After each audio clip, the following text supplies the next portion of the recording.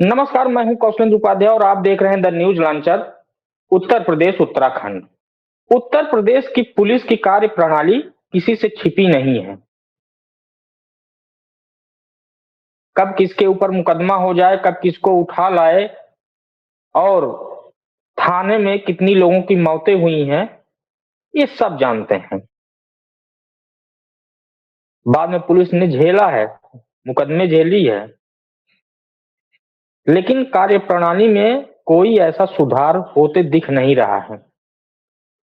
कानून व्यवस्था पे सरकार चलती है, सरकार टिकती है और सरकार चली भी जाती है, लेकिन पुलिस की कार्यप्रणाली अभी जस की तस ही है। ताजा मामला आपको बताएं, बनारस जिले का है, जहां के वाराणसी से लोकसभा क्षेत्र से प्रधानमंत्री नरेंद्र मोदी सांसद हैं। उनके संसदीय क्षेत्र में वाराणसी में कमिश्नरेट लागू है। एडीजी रैंक का अफसर जो है वहां पे कमिश्नर है। पावर भी अच्छी खासी मिली हुई है पुलिस को। जहां जहां कमिश्नरेट लागू वहां पुलिस को अच्छी खासी पावर मिलती है, लेकिन उस पावर का अगर गलत इस्तेमाल भी करना हो तो यूपी पुलिस से आप सीख सकते हैं। वाराणसी में शहर में ही एक सारनाथ थाना है। वहां के इंस्पेक्टर परमहंस गुप्ता थानेदारी कर रहे थे, मजबूती से क्षेत्र में हनक थी उनकी, और लोग बताते हैं कि हर मामले में तेज थे। हर मामले में तो समझ लीजिए किस मामले में तेज होंगे। मामले कैसे सॉर्ट आउट किया जाता था, लेकिन उनके कारनामे ने पूरे उत्तर प्रदेश पुलिस की पोल खोल दी है। दीपावली का समय था, सब जानते हैं दीपावली के समय पे कई जगहों पे जुआ खेला जाता है। कुछ परंपरागत के होता है, कुछ तो हमेशा होता रहता है। और जो परंपरागत तरीके का होता है वहां कुछ दिन में एक दो दिन हो के उसके बाद बंद हो जाते हैं। जहां लगातार होता है वहां से तो पुलिस का अच्छा खासा इनकम भी है कि यहाँ जुआ चल रहा है, हफ्ता बना हुआ है, जाएगा ही थाने पे। ये ऊपर के अफसर तक भी जानते हैं कि पुलिस के सह पे ही होता है। सारनाथ इलाके में रुद्रा हाइट्स एक अपार्टमेंट है, वहां बड़े बड़े बिजनेसमैन जुआ खेल रहे थे। 7 या 8 नवंबर की घटना है, 7-8 नवंबर की रात की घटना है। उस रुद्रा हाइट्स अपार्टमेंट में जुआ चल रहा था और बहुत हाई फाई लोग थे। शहर के जो कई बड़े व्यापारी उद्योग से जुड़े हुए लोग थे। अब बड़े बड़े लोग थे तो वहां बड़ा माल भी रखा हुआ था, चल रहा था, फड़ पड़ रही थी। सारनाथ इंस्पेक्टर परमहंस गुप्ता को इसकी जानकारी थी। उन्होंने पूरी प्लानिंग बना लिया कि आखिर इस जुए की फड़ पे रेड कैसे मारा जाए। मामला वाराणसी के बड़े बड़े उद्योगों के घरानों का है, उद्योगपतियों का है, तो ऐसे छोटा मोटा हाथ डालेंगे तो फिर कुछ होगा भी नहीं। उन्होंने फिर एक प्लान बना के और एक युवक को, जो धर्मेंद्र चौबे है, कथित तौर पे वहां वो लोग अभी लोग बता रहे थे कि वो पत्रकार भी था, उसको साथ लिए और 7 नवंबर की रात में साइबर हाइट अपार्टमेंट में पहुंच जाते हैं, एकदम सटीक मुखबिरी पे कि हाँ यहाँ जुआ चल रहा है, फड़ में काफी माल है। पहुंच गए लेके। उसके बाद जिसको साथ ले गए थे धर्मेंद्र चौबे को, उसको बता दिए कि मुख्यमंत्री के ओएसडी हैं। अब ओएसडी का नाम सुनते ही वहां जितने लोग थे जुएबाज जो कहे जाते हैं, उनकी तो सब सीटी पटाखी सब बंद हो गई कि अब करें क्या। वहां पे पड़े 41 लाख रुपए इंस्पेक्टर साहब और ओएसडी, कथित तौर पे जो एसडी साहब हैं, लेके निकल लिए। अब वहां कोई बोल भी नहीं सकता था कि मामला इतना हाई प्रोफाइल, बताइए मुख्यमंत्री को एसडी आ गए जुए की फड़ पकड़ने के लिए। आप स्क्रीन पर देखेंगे उस साइबर हाइट्स बिल्डिंग की जो लिफ्ट से निकल रहे हैं दो लोग, उसमें एक इंस्पेक्टर परमहंस गुप्ता हैं और एक धर्मेंद्र चौबे, जो कथित तौर पर वहां का पत्रकार बताया जाता है और जो बताया गया था कि मुख्यमंत्री के ओएसडी हैं, दोनों लोग बैग लेके निकल रहे हैं। आप स्क्रीन पे देखिए इसको। उसके बाद मामला एकदम ठंडे बस्ते में, क्योंकि मामला हाई प्रोफाइल से जुड़ा हुआ था, धीरे धीरे चर्चा हुई। दूसरे दिन की ऐसा कांड हो गया है, रुद्रा हाइट्स अपार्टमेंट में रेड पड़ गई, मुख्यमंत्री को एसडी आके रेड मार दिए।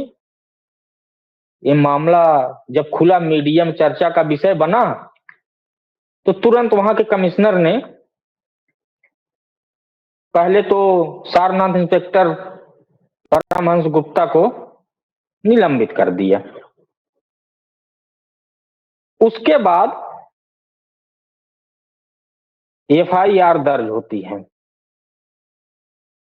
जो वहां के थानेदार नए बनाए जाते हैं इंस्पेक्टर, उनकी तरफ से एफआईआर उसी थाने में दर्ज होती है कि पूर्व थानेदार परमहंस गुप्ता, धर्मेंद्र चौबे, ये लोग गए वहां पे और 41 लाख रुपए जुए के फर से लेके निकल गए। जुए 41 लाख रुपए, कहीं शहर में कहीं भी रेट पड़ेगी तो हल्ला मच जाएगा। लेकिन क्योंकि पुलिस विभाग का ही मामला था, अब उसमें इंस्पेक्टर साहब खुद ही लेके निकले थे, तो मामला थोड़ा स्लो हो गया। लेकिन जब चर्चा होने लगी तो मामला लखनऊ तक पहुंच गया कि ऐसा भी कांड हुआ है वहां पे, कोई मुख्यमंत्री कोई एसडी बन के वहां पहुंचा, जुए की पर फड़ पे रेट मार दिया है। तुरंत आदेश हुआ, मुकदमा दर्ज हुआ। लेकिन इसमें सबसे बड़ी चौंकाने वाली बात है, उधर इंस्पेक्टर परमहंस गुप्ता सस्पेंड कर दिया गया, एफआईआर दर्ज हो गई। इंस्पेक्टर परमहंस गुप्ता कहाँ है, कोई जानकारी नहीं है पुलिस को। धर्मेंद्र चौबे कहाँ है, किसी कोई पता नहीं है, जो मुख्यमंत्री को एसडी बता रहे थे। 14 तारीख को एफआईआर दर्ज होती है, मतलब लगभग एक सप्ताह बीत जाता है। ये पुलिस की कार्य प्रणाली जब यहीं से देखिएगा, यहाँ कितना बड़ा झोल है। उसके बाद एफआईआर दर्ज हो गई। तो जब एफआईआर दर्ज हुई और इंस्पेक्टर का कुछ पता नहीं, तो फरार घोषित किया जाना चाहिए। लेकिन उसी डेट में एक और पत्र देखिए, पुलिस विभाग का स्थापना से परमहंस गुप्ता को 14 तारीख को बनारस से रिलीव किया गया है कि इनका सीबीसीआईडी से इन्हें संबंध किया जा रहा है। 13 तारीख को ये पत्र मुख्यालय से वहां कमिश्नर को मिला था, 14 तारीख को वहां से रिलीव कर दिया गया। स्क्रीन पे लेटर देखिए, इतना बड़ा झोल। 7 तारीख की घटना है, 14 को एफआईआर होती है और 14 को ही परमहंस गुप्ता को सीबीसीआईडी लखनऊ मुख्यालय से संबंध किया जा रहा है। जिसको अरेस्ट करना चाहिए या फरार घोषित करना चाहिए, उसे सीबीसीआईडी से संबद्ध किया जा रहा है। ये पुलिस की कार्य प्रणाली है कि अपने विभाग को बचाने के लिए पुलिस क्या क्या कर रही है। बनारस में कई ऐसे मामले हुए हैं, आपको याद होगा पिछले वर्षों में, यही योगी सरकार की पहली जब सरकार बनी थी, तो याद होगा एक आईपीएस अफसर एक कॉलेज में एक लड़की के साथ जो है कुछ बदतमीजी हुई, जिसकी मौत हो गई थी, वीडियो कॉल पे डीलिंग करते हुए नजर आए थे। उनकी जांच फाइल अभी पता नहीं कहां अटकी है, जांच हो रही है। आईपीएस साहब के ऊपर कार्रवाई नहीं हुई है अभी तक। ये बनारस का ही कांड है, कई वर्षों से जांच चल रही है। सोच लीजिए कि जो समिति बना के जो जांच कर रही है, फाइल कहां पड़ी हुई है, कोई किसी को जानकारी नहीं है। और आईपीएस साहब फर्स्ट क्लास अपना मुख्यालय में बैठे हैं, कोई दिक्कत नहीं है उनको। वीडियो कॉल तक आया था, वायरल हुआ था वीडियो कि 20 लाख रुपए की डिमांड की जा रही थी। उस कॉलेज प्रशासन के प्रबंधक का मामला था। और बनारस में ही 41 लाख रुपए, सोच लीजिए कि मुख्यमंत्री फर्जी ओएसडी बन के 41 लाख रुपए जुए की फड़ से लेके इंस्पेक्टर के साथ चला जाता है। और उस इंस्पेक्टर को, जिसको पकड़ के अरेस्ट करना चाहिए, जिसको लेके गया था उसको अरेस्ट करना चाहिए।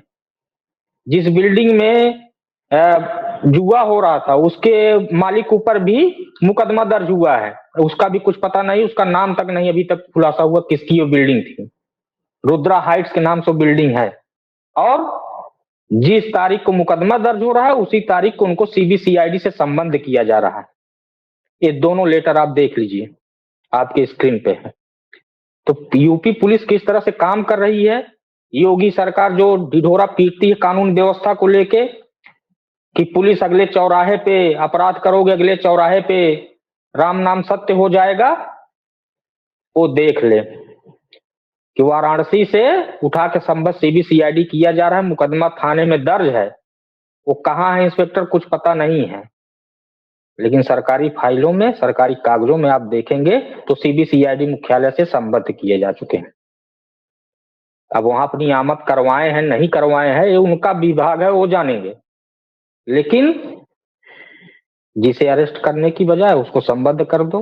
और जो अपराधी है 41 लाख रुपए जो लेके गया, वो कहाँ है या इंस्पेक्टर कहाँ है, किसी कोई जानकारी नहीं।